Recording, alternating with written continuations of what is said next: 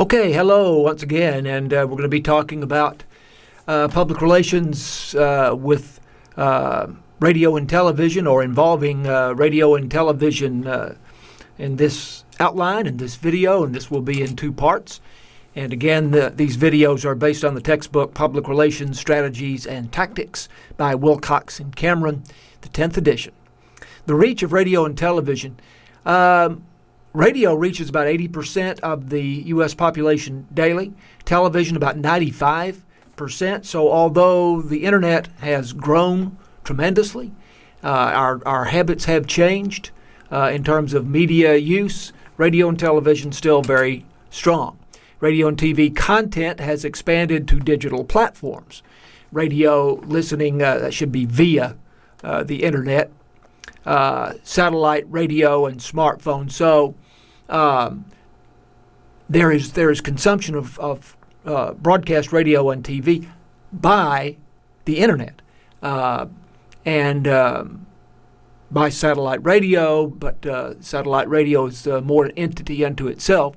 Smartphones in which we are downloading audio and video. So your traditional radio and television broadcasting organizations have moved into the digital realm, into the internet, and so you may be consuming something on your laptop or smartphone or what have you, but it's coming from a radio or television broadcasting station.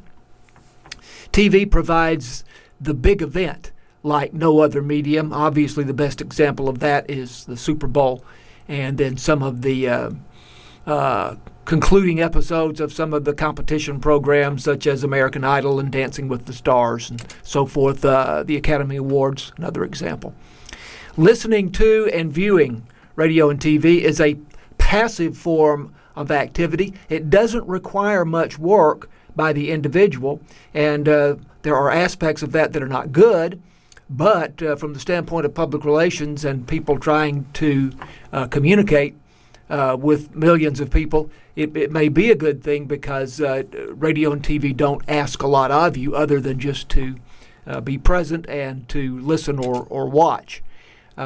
Radio is available in the home, in the car, and at work, so it's just everywhere, and reaches niche audiences, meaning that radio formats are tailored to very specific audiences. Television also increasingly appeals to niche audiences, especially once you get past over-the-air broadcast TV. If you're looking at cable TV and satellite TV, then it's very much a niche audience that each one of those channels is trying to reach. Both radio and TV accommodate multitasking. You can do other things while you are listening to radio or watching TV. So first we'll talk about radio audio news releases, or we'll talk about radio and specifically about audio news releases. They are written for the ear, meaning that the writing style is different than the style that you would use normally for something that is written to be read. The emphasis is on strong, short sentences, averaging about 10 words, because when we're listening to something, it's hard to comprehend long, complicated sentences. The entire audio news release will be 125 words or less. And a typical news release for print might be 500 words, might be 1,000 words. Audio news is conversational in style, and again, we say that it is written for the ear. The story is voiced or recorded by someone with a professional-sounding broadcast voice. The story may also include a soundbite, a short clip from an interview. Ford, the company Ford, car maker, spent less than $5,000 to distribute a news release on battery recycling on Earth Day. About 600 stations used the audio news release, and it reached about 5 million people. Characteristics of audio news releases. The timeliness is important. They are timed to correspond with seasons or events, for example, the Christmas season, and events that are regularly scheduled on the calendar. Super Bowl, again, would be an example of that. Localization If possible, they should be tailored to a particular area or region at least. Radio, in particular, is a very local and regional medium. Humanization. They show how real people are affected. So you may focus, the issue may be fairly broad and general, but you very often would focus on one particular person. Visual appeal, which is a strange thing to say about audio news releases, but what they mean by that is that they would include vibrant, compelling sound bites that make the story come alive. So that's the importance of having sound bites from short little clips from people, real people, who have been interviewed for the story. Radio PSAs, and I really think that radio PSAs are as important, if not more so, than the audio news releases.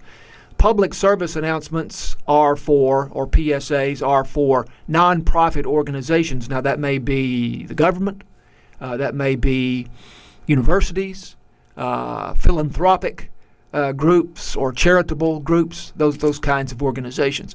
Radio and TV stations use PSAs as part of their FCC license requirement to serve the public interest. Radio and TV stations, you may have learned in other classes, are licensed by the Federal Communications Commission. And part of their license is that they must serve the public interest. Convenience and necessity is the way it's stated. But they must provide public interest content, programming. PSAs are often provided in varying lengths, 10 seconds, 15, 30, 60 seconds, so they can be used in different locations and different situations. PSAs can be distributed in several ways. Sending a script to the station, so the station might receive the script and produce its own PSA. Sending a CD with recordings on the CD, of course. Providing downloads from a website, and I'm going to give you an example of that in just a moment. Local community events are most likely to receive airtime, followed by children's issues. Again, radio is very local, regional medium, so the more local or regional the content is, the more likely it is to be used. And then children's issues. We all have concern for children, rightly so. About 70% of the PSAs produced by the Advertising Council, which is a national organization of ad agencies, affect children. Now let's look at the Ad Council webpage here. This is a web page that any television or radio station can go to and pull PSAs, public service announcements. And this will load up in a moment, and I'll play one or two examples for you. Here we go.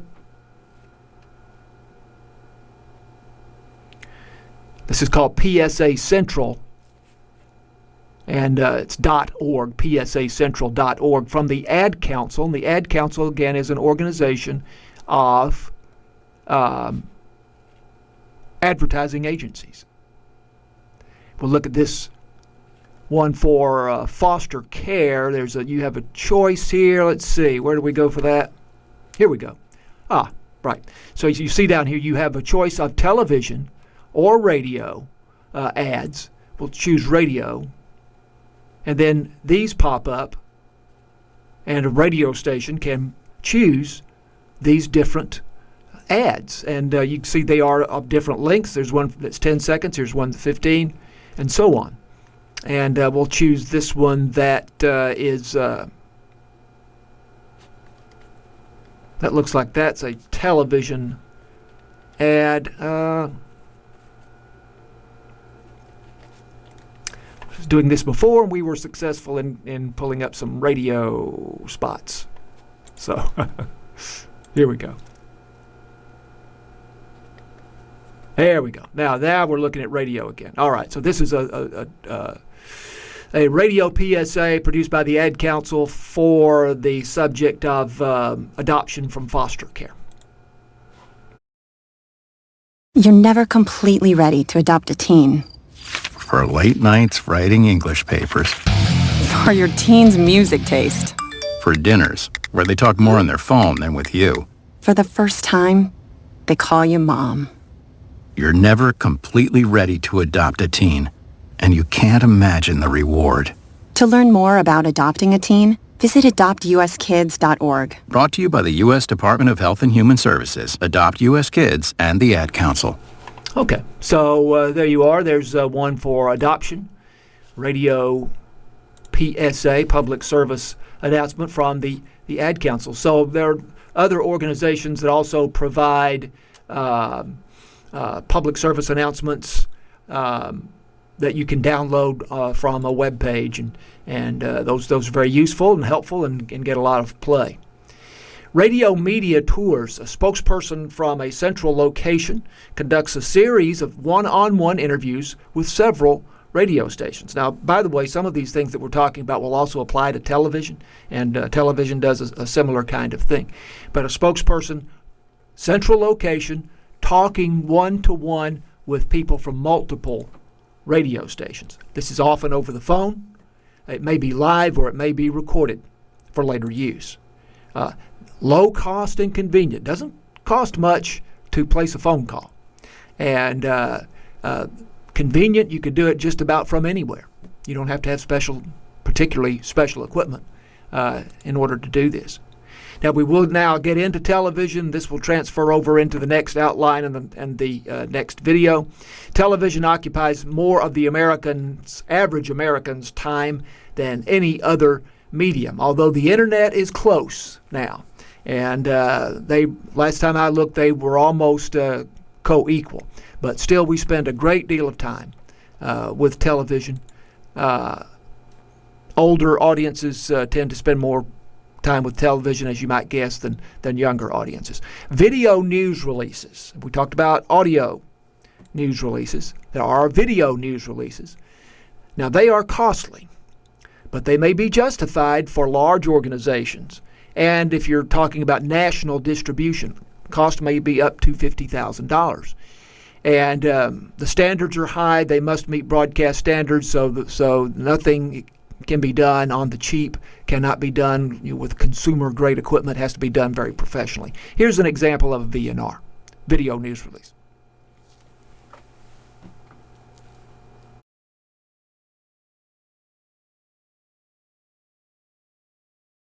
What children eat for breakfast has a lasting effect on the rest of their day, especially when it comes to learning in school.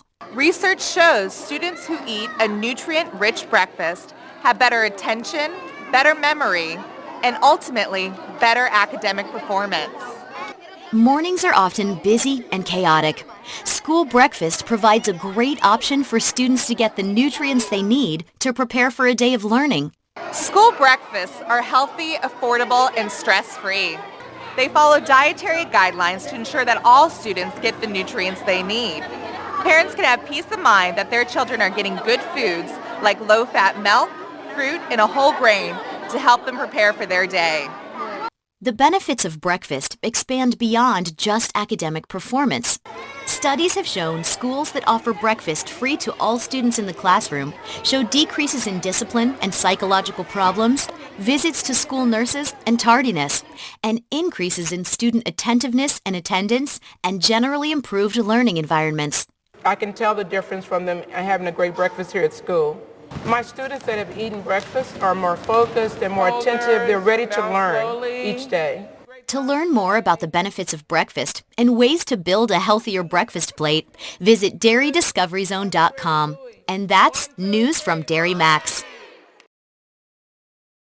Okay, that comes from Dairy Max, an organization that promotes dairy products. It's important that it be identified as coming from Dairy Max. And there has been some controversy about video news releases not being done in such a way that the viewer understood that it was coming from a particular organization which is promoting, in this case, dairy products, milk. So it's important that the viewer understand that the news is coming from an organization that has an interest in the subject matter, in this case, dairy products or milk. VNRs can be used for a multimedia news release, which we've talked about in the past recently. Also on the organization's website or a YouTube channel. So even if it's not used by television stations, it may be useful to the organization as an online video. They take 4 to 6 weeks to prepare and distribute.